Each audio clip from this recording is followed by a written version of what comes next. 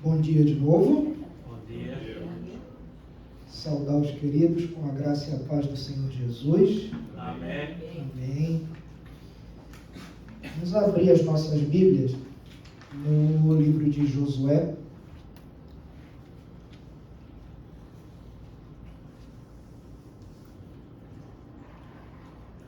Para as crianças, acho que só tem o Lourenço ali. Só o Lourenço. Vicente não vai desenhar. Então, Lourenço, para fazer um desenho, hoje a gente vai falar das muralhas de Jericó, que vão cair. Então, você pode fazer um desenho das muralhas caindo. Beleza? Muito bom. Vamos lá, então. A gente vai continuar a exposição, que a gente está no livro de Josué. Eu queria que você abrisse no finalzinho do capítulo 5, no versículo 13. E foi o pedacinho que a gente não leu da última vez.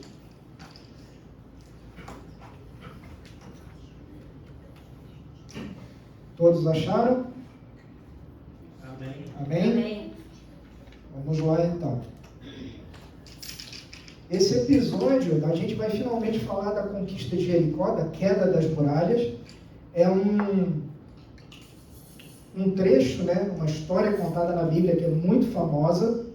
A gente vai ver por que de ser tão famosa. E ela vai funcionar de várias maneiras aqui na Bíblia. Primeiro, é uma lembrança, né? É um memorial, uma lembrança do que foi aquela vitória, porque a princípio parecia impossível, né? Por mais que eles houvessem cruzado o Rio Jordão a pés secos, por mais que tivessem no meio, né, no caminho até chegar no Rio Jordão, eles derrotaram alguns reis, mas quando eles olham para aquelas muralhas, aquela cidade era a maior e a mais fortificada. Então você olhava para aquela muralha e falava, é impossível isso não vai acontecer. Mas a gente sabe que Deus deu vitória ao povo de Israel. Depois, porque se Deus desse aquela cidade que era a maior, a mais fortificada, então também serviria para informar aquele povo que as demais cidades seriam também dadas, porque seriam mais fáceis de ser conquistadas. Era interessante porque muitos críticos à Escritura, muita gente que usa a Bíblia só para criticar a Bíblia, eles sempre, durante muitos anos, eles faziam críticas severas a esse episódio de Jericó, porque essa cidade nunca havia sido encontrada. Não existia nenhum tipo de prova arqueológica dessa cidade. Há 30 anos atrás, eles acharam a cidade. Acharam a cidade, acharam as muralhas, acharam tudo.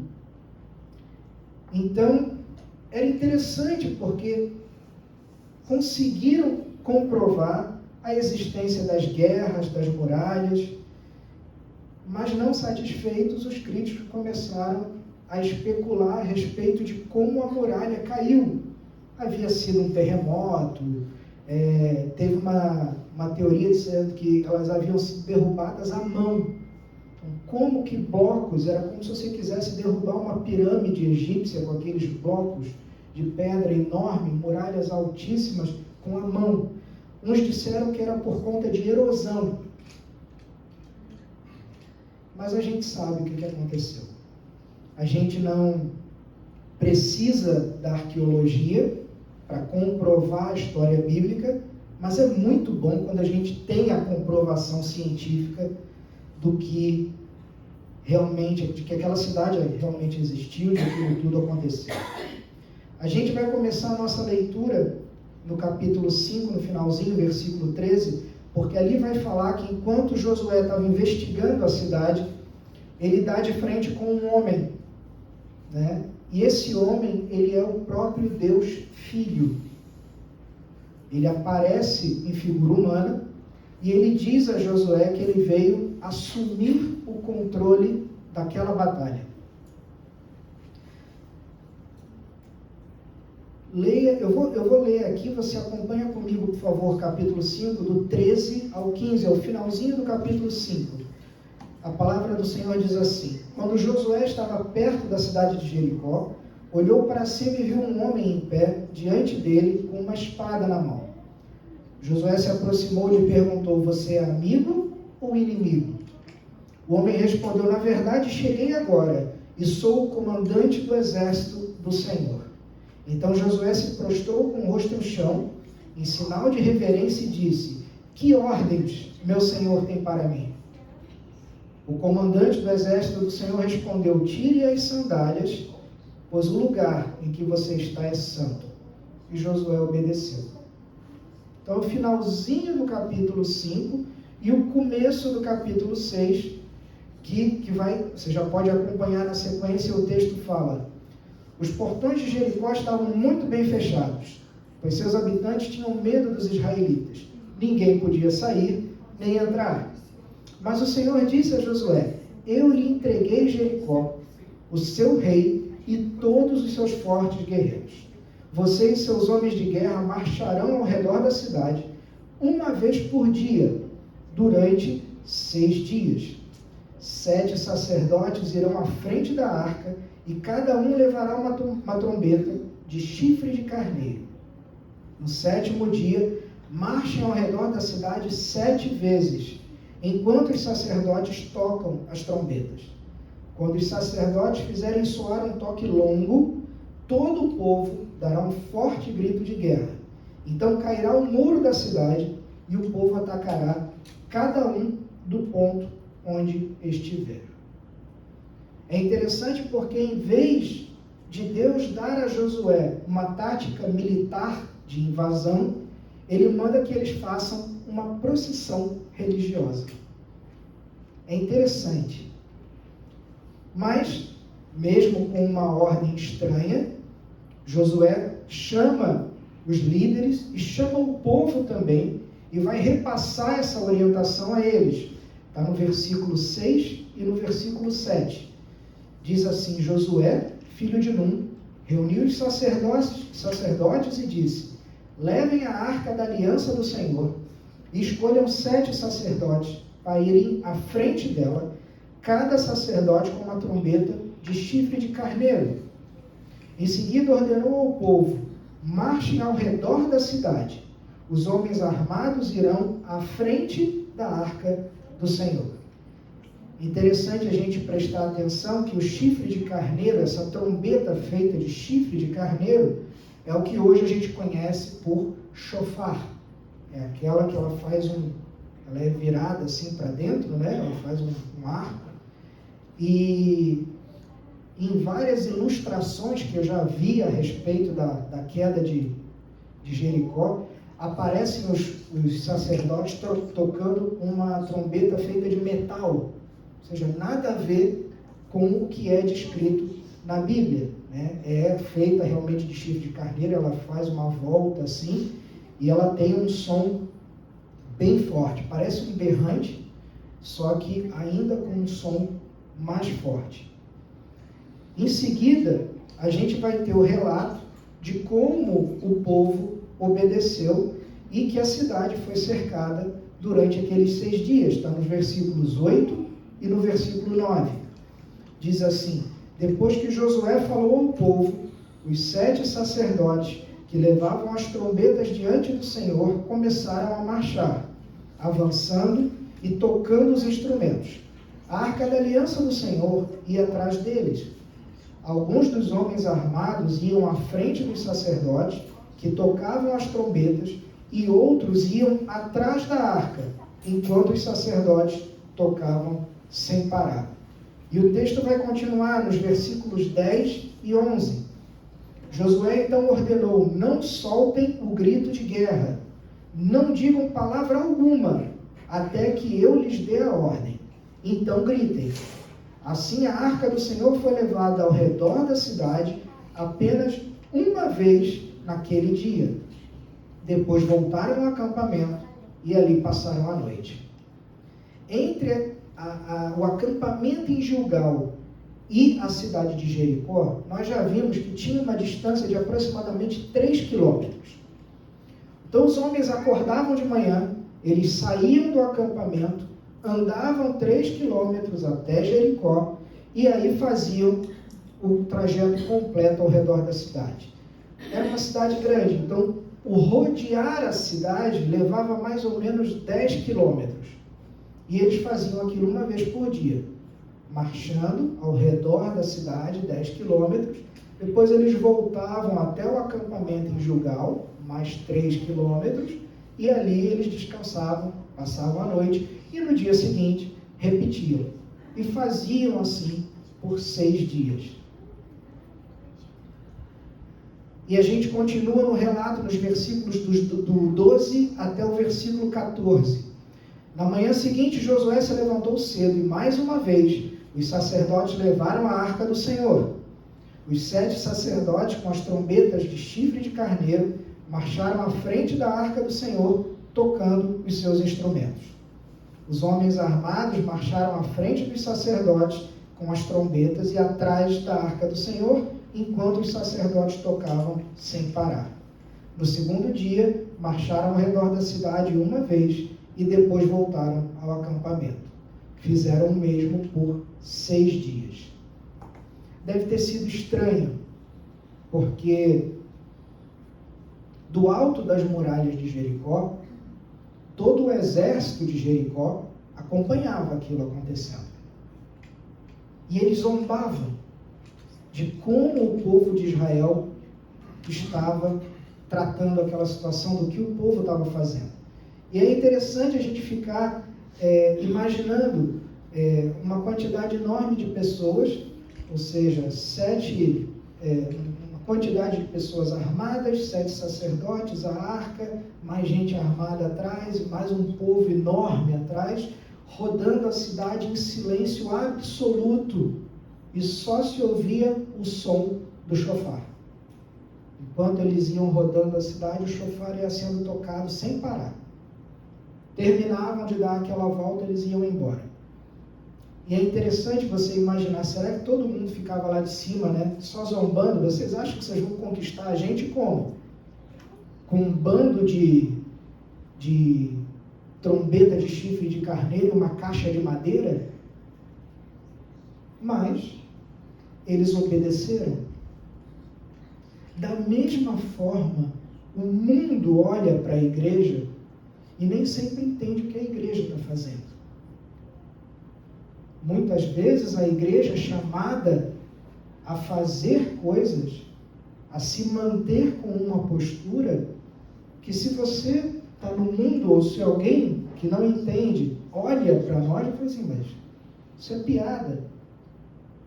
A gente está no meio de uma situação grave e vocês estão o quê? Orando? O que acontece em seguida é a queda das muralhas, a tomada da cidade. Então Josué vai dar 2 ordens ao povo, a gente já vai acompanhar no texto. A primeira ordem é que Raabe, a prostituta, seja poupada. Ela, sua família, seu pai, sua mãe, todos que estiverem dentro da casa dela. E a segunda ordem que é dada é que nenhum despojo seja pegado por aquelas pessoas. Ou seja, eles vão destruir a cidade tem muitos bens em ouro, em prata, em ferro, e nada poderia ser levado para o acampamento. Tudo tinha que ser levado à casa do tesouro de Israel, ou seja, todo aquele despojo de guerra pertencia ao Senhor. Ninguém poderia pegar uma moedinha de ouro e botar no bolso. E além disso, todos deveriam ser mortos. Todos. Velhos, mulheres, crianças, jovens, todos. Não poderia ficar uma única pessoa viva. A gente já viu no início da nossa exposição, quando a gente começou a falar sobre o livro de Josué, e isso acontece não só em Jericó, mas em todas as outras 6 cidades, a ordem de Deus é a mesma. Em Jericó, ela é obedecida. A gente vai ver ao longo do livro que em outras cidades essa ordem não é obedecida.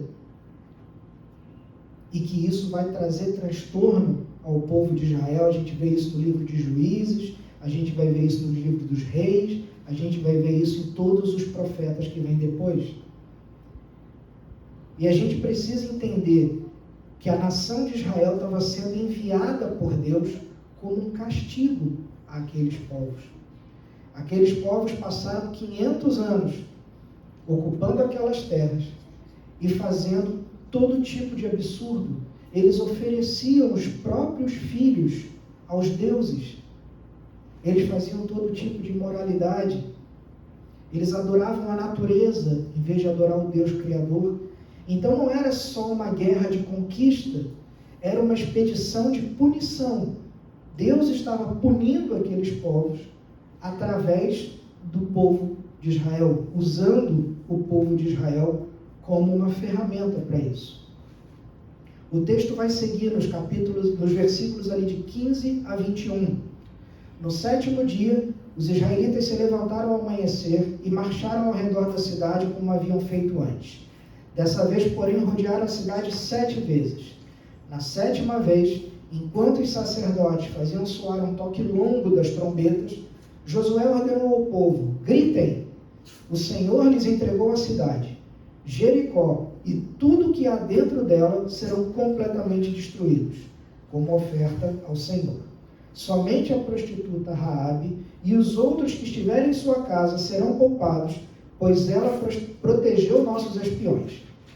Não levem coisa alguma daquilo que foi separado para destruição, ou vocês mesmos serão completamente destruídos e trarão desgraça ao acampamento de Israel.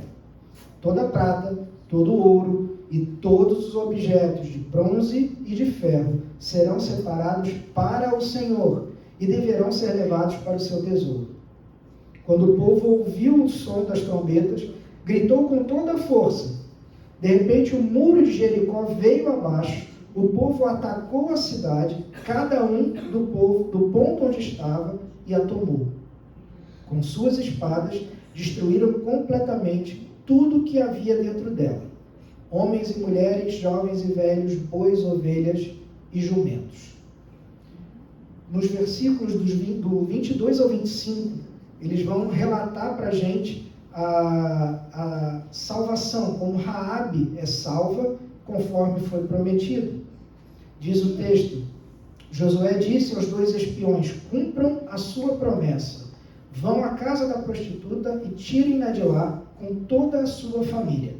Então os homens que haviam espionado a terra entraram na cidade e tiraram de lá Raabe, seu pai, sua mãe, seus irmãos e todos os parentes que estavam com ela. Levaram a família toda para um lugar seguro, fora do acampamento de Israel. Os israelitas incendiaram a cidade e tudo que havia dentro dela.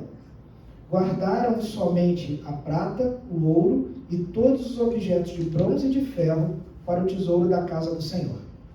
Josué, no entanto, poupou a vida da prostituta Raabe e dos parentes que estavam em sua casa, pois ela escondeu os espiões que Josué tinha enviado a Jericó. E até hoje ela vive no meio de Israel. Aqui a gente tem um ponto interessante. A gente percebe que quando os soldados tiram Raabe e toda a sua família, eles levam para fora da cidade, mas deixam eles fora do acampamento de Gilgal. Eles ficam no local seguro, mas eles não entram no acampamento israelita. Era assim porque ela era uma nova convertida. Ela era uma cananeia, assim como toda a sua família. Então ela passaria por um processo ainda para ser admitida ao povo. Então ela é mantida fora do acampamento. Pelo menos por aquele tempo. Essa mulher, que era uma prostituta, havia sido uma prostituta, ela é a única que escapa viva, ela e a sua família, de toda a cidade, ela como sendo a única sobrevivente. E essa mesma mulher veio a se tornar ancestral na linhagem de Jesus.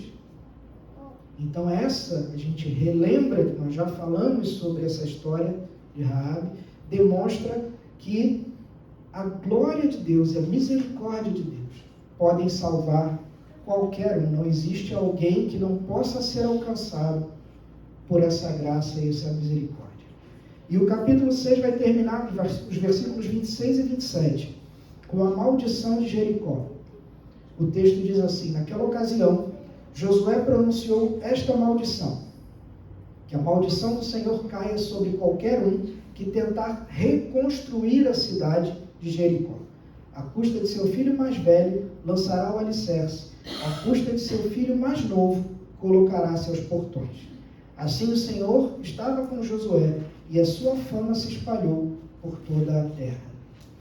Lá no primeiro livro de Reis, no capítulo 16, vai contar a história de uma pessoa que tentou realmente reconstruir a cidade e perdeu os seus filhos. Tá?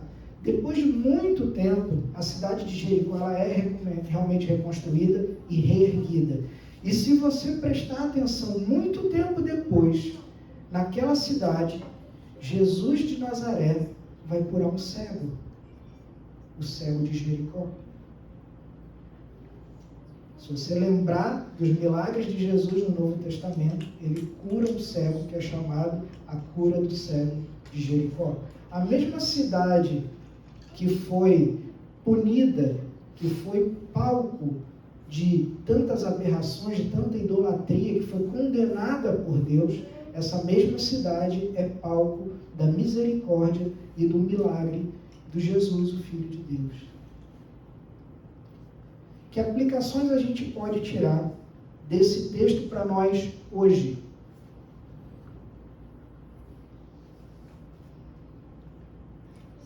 Primeira aplicação que a gente pode tirar: no nosso caminho que nós traçamos rumo à eternidade, nós temos inimigos poderosos que precisam ser vencidos.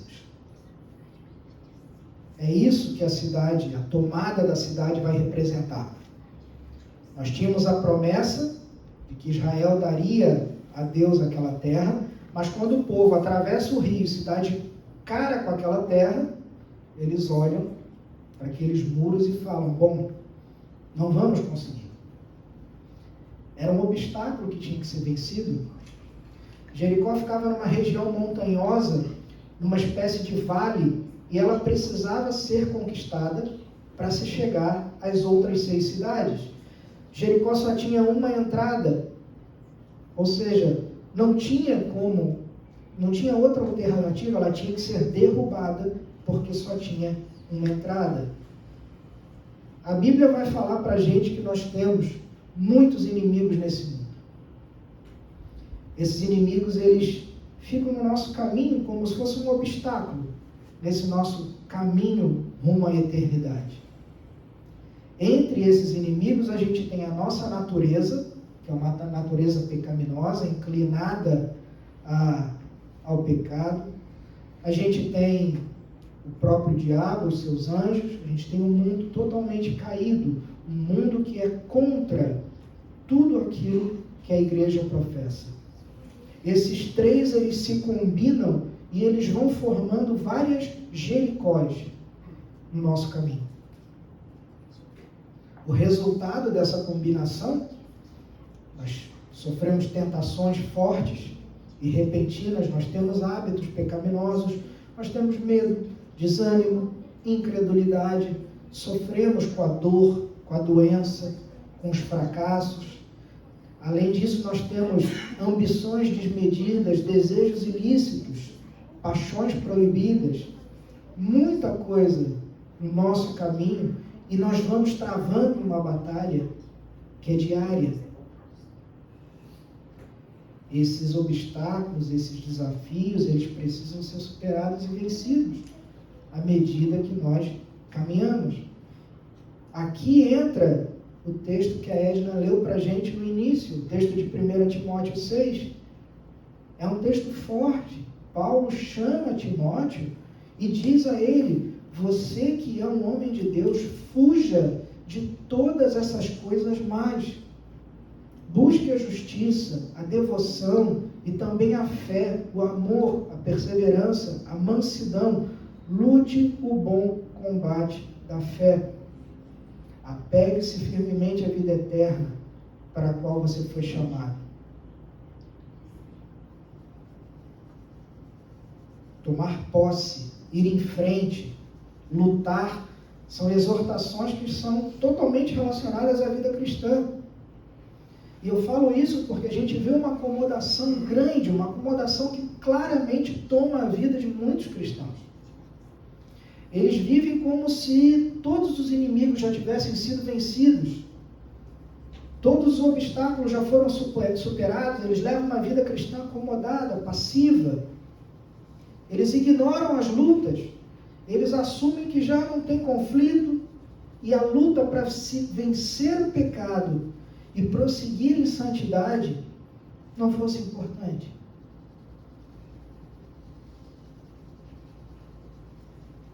O oposto desse comportamento também vai acontecer. Existem aqueles cristãos que sentem que lutam e que enfrentam tentações, enfrentam lutas com o pecado todos os dias. Essa luta que o apóstolo Paulo vai falar em Romanos, lá no capítulo 7, ele diz assim: e eu sei que em mim, isto é, em minha natureza humana, não há nada de bom. Pois eu quero fazer o que é certo, mas não consigo. Quero fazer o bem, mas não o faço. Não quero fazer o que é errado, mas ainda assim o faço. Você vive essa luta?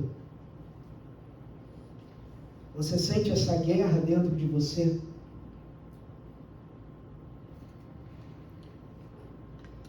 Eu sinto. Cada vez que eu caio, e eu caio muitas vezes, eu sinto isso. Essa, na minha opinião, é a maior prova de que uma pessoa realmente é convertida a Cristo.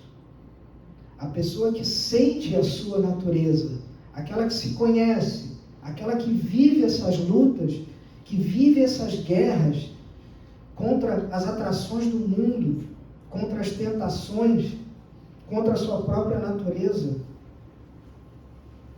São esses os obstáculos que a gente tem que vencer. Uma frase antiga que o pessoal atribui a Lutero, que fala que Lutero dizia que ele achava que o velho homem, o velho Adão, havia morrido no batismo.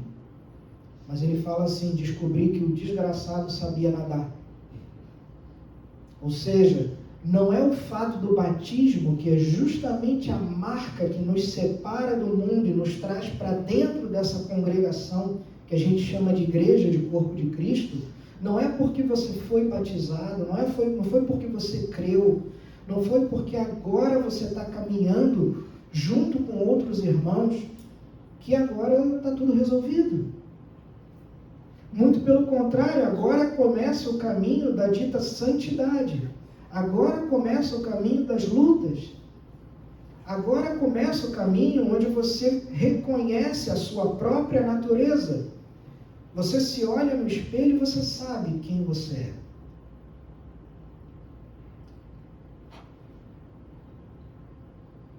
Se nada disso acontece na sua vida, se essas lutas não são uma realidade para você, então talvez seja você um cananeu e não um israelita. Talvez você more em Jericó, antes da queda da muralha. Porque quem está lá naquele acampamento em Gilgal, ele quer passar por Jericó e ele quer tomar posse das promessas que Deus fez a ele. Nós cantamos aqui, né? Firme nas promessas. Segundo ponto de aplicação para nós hoje: todas as vitórias que nós temos nesse mundo vêm de Deus. Junto disso, você pode acrescentar: tudo que existe de bom em mim ou em você, eu falo, mas você pode repetir para você, tudo que existe de bom em mim é Deus, é o Espírito Santo. Tudo que existe de mal em mim sou eu mesmo. Essa é a mensagem de Josué 6, a mensagem principal. Foi Deus quem deu aquela cidade a ele, foi Deus quem apareceu a ele, dizendo que era o general dos exércitos e que viera tomar posse do controle daquela batalha. Tudo tinha a ver com o conceito de que é Deus quem luta por nós e vai nos dar a vitória. Quando o povo grita, Deus derruba a muralha. E os despojos de quem são? De Deus. Ué, mas por que aquela riqueza toda não vão para os israelitas? Porque isso ia dar a impressão de que foram os israelitas quem venceram a batalha. E Deus foi muito claro em dizer: quem vai com vocês sou eu, quem luta sou eu, quem ganha a batalha sou eu. Os despojos são meus.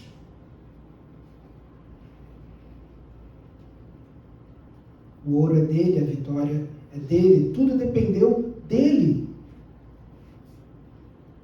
E essa é uma lição importante para a gente hoje.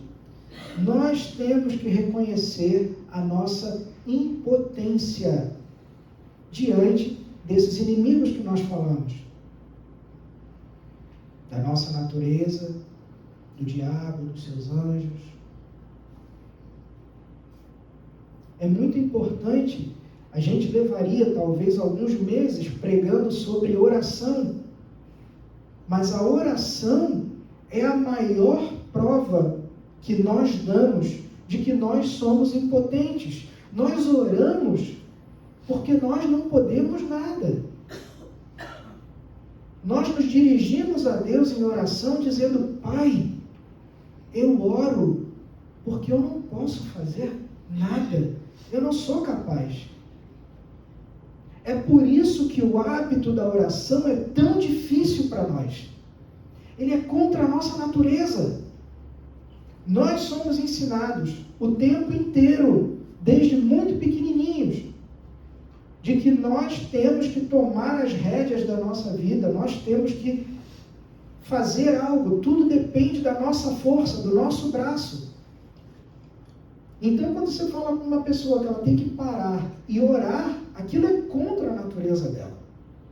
Ela não entende, porque naquele momento de oração você está dizendo: Pai, eu não posso, eu não consigo, eu não sei como, eu não tenho poder para vencer uma doença, eu não tenho poder por mim próprio para vencer a minha natureza, para vencer o pecado, para vencer a tentação. Cada vez que você encontrar a tentação na sua frente, foge dela, não luta com ela, porque você não vai vencê-la.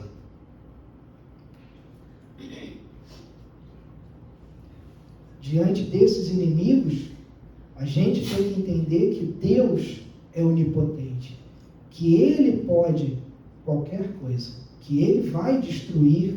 Se nós nos achegarmos a Ele, Ele vai lutar por nós e Ele vence essa batalha. Nesse mundo a gente passa por muitas aflições. Lá em João 16, o próprio Senhor Jesus já fala isso, né? Nesse mundo tereis aflições, mas tende bom ânimo, eu venci o mundo.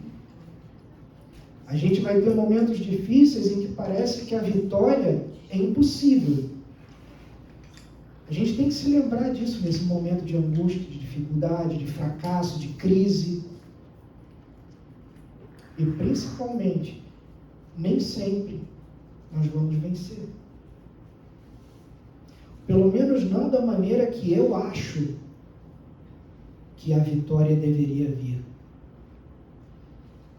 As dificuldades que a gente enfrenta na nossa vida, elas não são um motivo para que a gente vire as costas a Deus.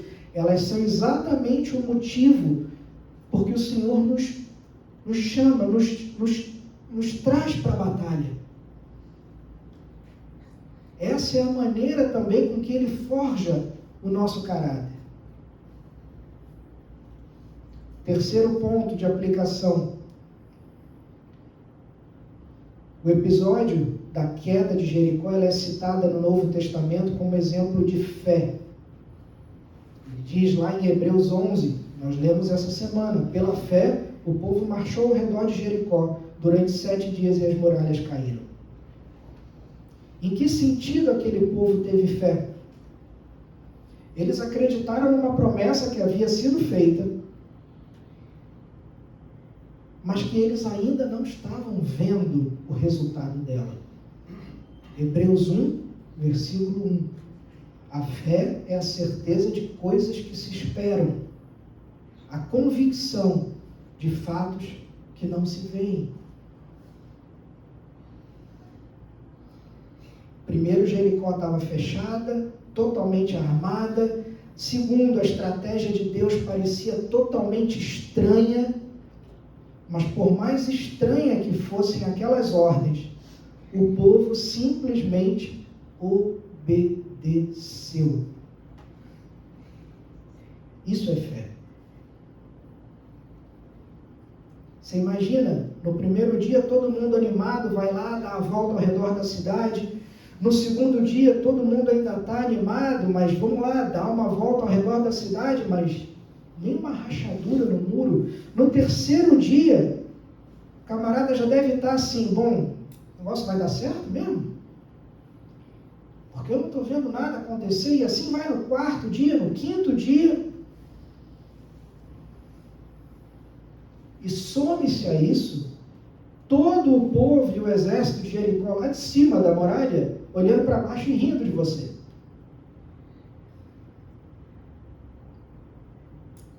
Para continuar a confiar na palavra de Deus, é preciso fé. Fé é isso, é obedecer. Mesmo quando todas as circunstâncias ao nosso redor parecem contrárias. Quando tudo parece sem sentido, você precisa perseverar naquilo que Deus lhe disse. Ele nos deu as promessas, firme nas promessas. E aí, junto com outros termos que estão na Escritura, que são termos corretos, a gente começa a distorcer, como por exemplo, tomar posse. E a Escritura fala que nós tomemos posse das promessas de Deus. Mas quais são essas promessas? Eu fiz a lista aqui de algumas promessas que eu encontrei. Ele nos promete que o seu filho morreu para pagar a nossa culpa. Ele nos promete que o seu filho Jesus Cristo ressuscitou, sendo ele o primeiro dos que vão ser ressuscitados. Ele nos promete que Jesus está à direita dele e que intercede por nós como nosso advogado. Ele prometeu que o seu filho virá uma segunda vez para julgar esse mundo. Ele promete que nos daria o seu Espírito. O Espírito Santo viria habitar em nós para nos guiar, nos iluminar, nos confortar e nos auxiliar. Isso acontece no momento da sua conversão. Ele promete que Ele mesmo nos daria vida eterna. Ele promete que nos enxugaria dos olhos toda lágrima. Apocalipse 21.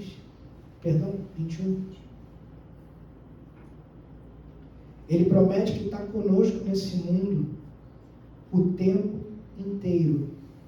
Eis que estarei com vocês até o fim dos tempos.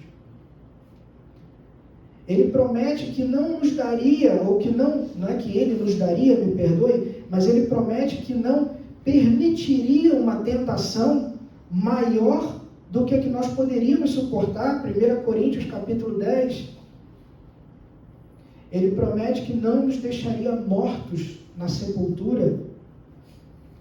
E finalmente, Ele promete que destruiria a morte, o pecado e Satanás. Essas são as promessas que Deus faz. Ele empenhou a sua palavra, o selo de garantia dessa palavra é o Espírito Santo. E é por essa palavra que a gente tem que viver. Mesmo quando o mundo inteiro está zombando e rindo da gente, ou dizendo o contrário, que Deus prometeu vitórias, que Deus prometeu prosperidade, que Deus prometeu. Somente a Escritura, e é isso que a Escritura nos fala.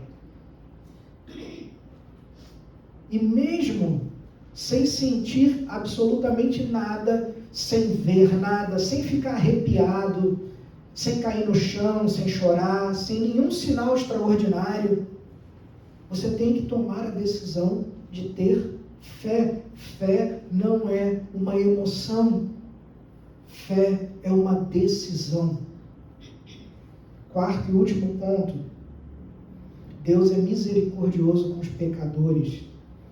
A gente já viu a história de Raabe, como Deus escolheu uma mulher. Ele não escolheu um sábio, um homem instruído, uma pessoa estudada. Ele escolheu uma prostituta, aquela que aos olhos de Israel era a pior e que foi mantida fora do acampamento enquanto a cidade era destruída. E a gente tem que pensar na misericórdia de Deus, porque ela nos dá esperança. Ela diz que a misericórdia de Deus, ela nos diz que salva os piores pecadores. E Deus pode estender essa graça, essa misericórdia a você, a mim, aos nossos filhos, aos nossos pais, aos nossos parentes, aos nossos maridos, às nossas esposas. Não podemos desistir. Podemos orar, devemos orar, mostrar que nós não temos poder nenhum de converter alguém, mas pedir ao Senhor, Pai, tem misericórdia. Como o Beto sempre fala aqui na nossa oração, que ele não endureça o seu coração para com os outros. Além disso, ele não promete só alcançar, mas com a sua graça ele promete transformar a vida dessas pessoas. Você vê que de uma prostituta ela foi transformada a ancestral do nosso Senhor Jesus. Concluindo, você está no meio do combate hoje, você está no meio do conflito, você está passando por angústia, você está passando por provação, tempos difíceis, problemas financeiros. Levanta os teus olhos. Olha para o Senhor. Olha para esse homem grande que apareceu do lado de Josué, com uma espada na mão, e ele disse: eu vim para assumir o comando da batalha, a batalha é minha. Não desista, você precisa continuar firme, confiar que Ele vai liderar esse momento de angústia. Talvez você tenha caído ou sofrido uma derrota, talvez pelo próprio mundo, pelo pecado, por Satanás, mas agora é o momento que você tem que se perguntar: por que você caiu? Você deixou de confiar nas promessas? Você deixou de obedecer a Deus em algum momento? Deixou de andar na sua palavra? Você tem que se lembrar, a luta continua. Deus estende a mão e Ele quer tornar você de onde você está, tomar você, reintegrá-lo a essa batalha, trazer você de volta para a luta, só que dessa vez mais experiente, mais preparado. Mas é preciso que você pare e que você fale: Senhor, eu quero voltar a lutar. Eu não quero me entregar, eu não quero ficar caído. Por outro lado, se o Senhor tem te abençoado com conquistas, com vitórias, lembre-se de que a glória é dele. O despojo é dele. Nós somos, no máximo, mordomos daquilo que é dele. Nada é nosso. A hora que ele nos chamar, nem a roupa do corpo a gente leva. Quando Deus nos dá a vitória, A gente tem a tendência de ir lá e querer dizer que o despojo é nosso e pegar como se a gente tivesse conquistado aquilo. Foi a força do meu braço. No entanto, Deus diz que toda a glória pertence a Ele. E Ele, a palavra fala isso, Ele não divide a glória dele com ninguém. Quando eu era mais novo, eu sempre pensava nisso. Poxa, mas eu estudei, eu me esforcei, eu trabalhei, eu acordei cedo. Até que um dia a ficha caiu para mim. Que eu estudei porque Deus colocou uma pessoa na minha vida chamada meu pai e minha mãe, e que não só me deram condição, mas me obrigaram a estudar. Porque teve vários momentos onde eu não queria. Eu corri atrás, mas foi Ele quem me acordou cada dia de manhã. A cada inspiração que eu dou é por graça e glória dEle. Sim, houveram pessoas usadas pelo Senhor na minha vida para que eu alcançasse. Assim deve ter sido com você até hoje. Então não foi a força do teu braço. A glória é dele. Ele trouxe cada um de nós até onde nós estamos hoje.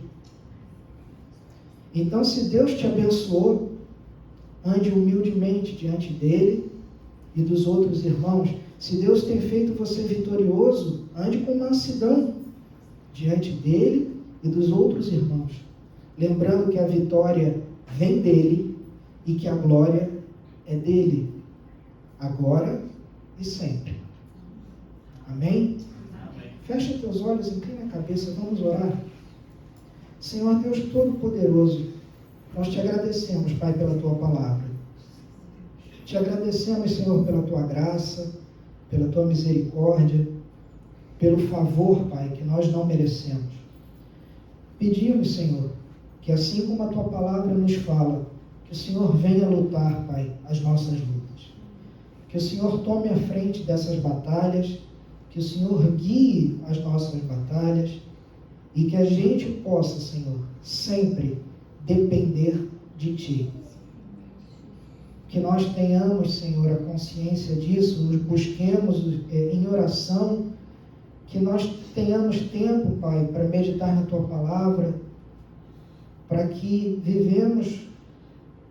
possamos viver cada momento da nossa vida, Pai, sabendo que fazemos porque o Senhor nos permite fazer, que o Senhor está no controle de todas as coisas. O Senhor é um Deus bom, ativo, que cuida de nós, que tem participação em cada detalhe do que acontece nesse mundo, Pai. Enche-nos, Pai, do Teu Espírito Santo, enche-nos, Pai, da Tua força, da Tua presença.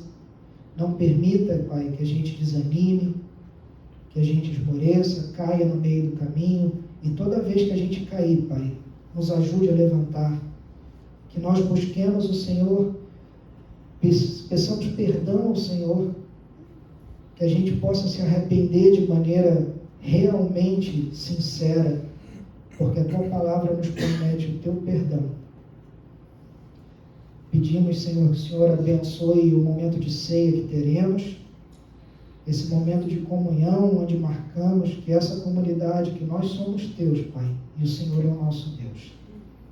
Nos abençoa, Pai, nos guarda, nos dá uma semana abençoada, debaixo da Tua força, do Teu poder, da Tua graça, da Tua misericórdia.